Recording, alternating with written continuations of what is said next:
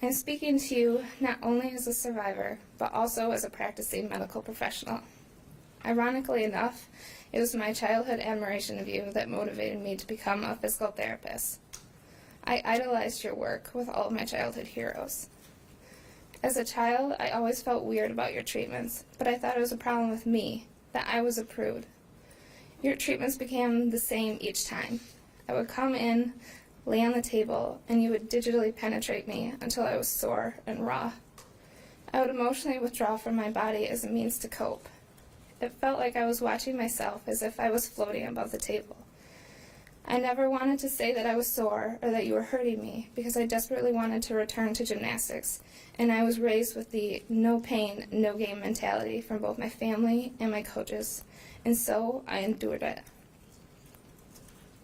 Every time we would drive home from your appointments, I would recline the chair back in the car and stare out the windows, with tears silently streaming down my cheeks. My parents would sometimes ask, "Why so quiet?" But I never had the courage to discuss what had happened. This was in part due to my shame and fear, but also because I thought they knew what was going on.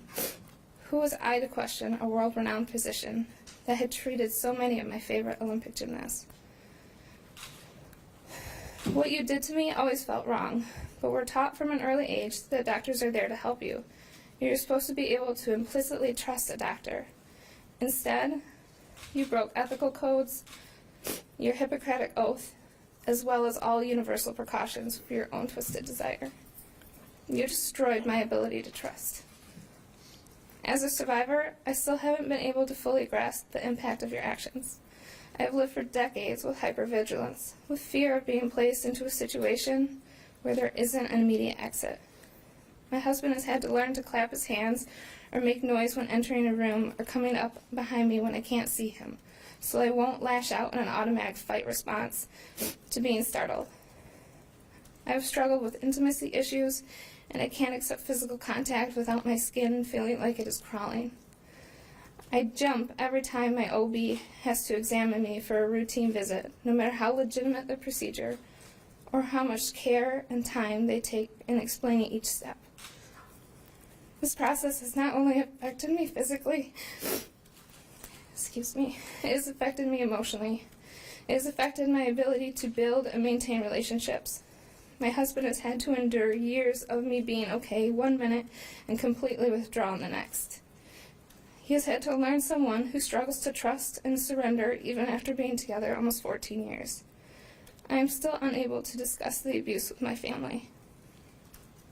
As a medical professional, I am sickened and angered by your abuse of power and notoriety for your own self-gain. It took away my ability to feel safe, to be able to be intimate, or enjoy human contact in any way. Your monstrous actions have taken away so much from so many. I am currently 7, almost 8 months pregnant with my first child, a little girl. And I am plagued by the decisions of what pediatrician to pick and which daycare to attend. While I have the same concerns as most parents, I am paralyzed by the fear that I could place my daughter in the hands of someone who could repeatedly molest her under the guise of legitimacy. She too could be groomed like myself and like so many of the other survivors were. I find myself constantly asking, what was it about me that made me a safe target? I still have not come to grasp with the fact that this was about you and not me. To you, Larry, let's talk about mental health issues. I do feel badly every time I see you. I am such a sympathetic person that despite how much evil you have spread, it still hurts me to see you so thin and gaunt. It is sad knowing what was likely a gifted mind for sports medicine will now rot behind bars in prison, because I know firsthand how much work and school one has to go through to become a medical professional like you. However, at the end of the day, you brought this on yourself. You chose to use your power and notoriety for evil. You have the gall to complain to the judge of how this media circus. I ask you to imagine for a second how it felt for us survivors.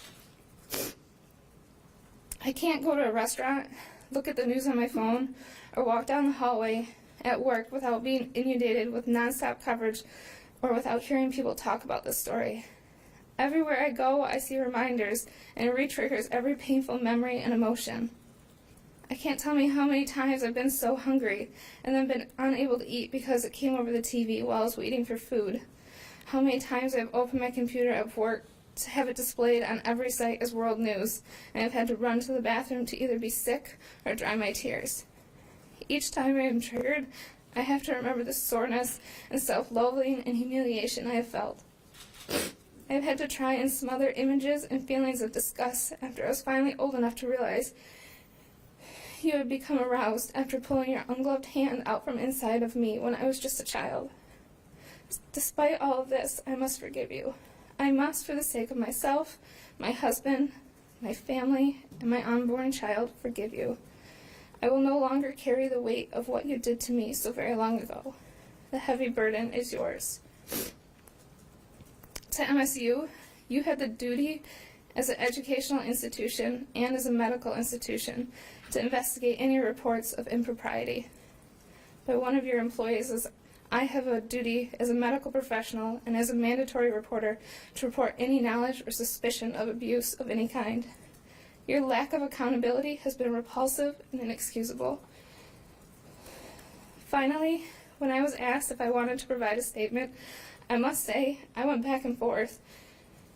I originally wished to remain anonymous out of fear of how it would affect my life, my loved ones, and my career.